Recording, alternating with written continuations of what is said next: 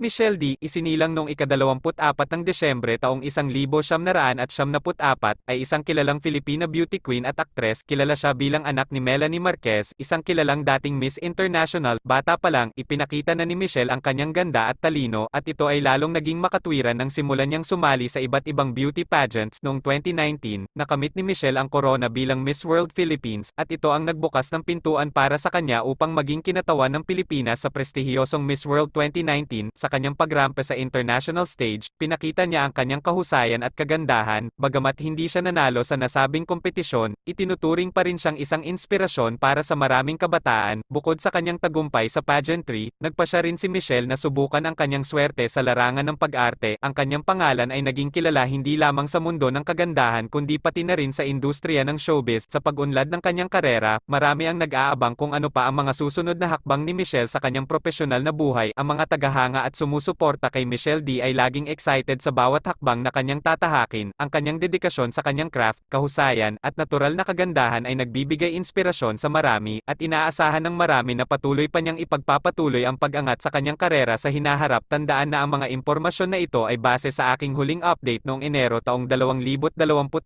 at maaaring magkaroon ng mga bagong pangyayari o proyekto si Michelle D mula noon. Maaari mong asikasuhin ang pinakabagong balita ukol kay Michelle D sa mga pinakabagong artikulo o social media updates.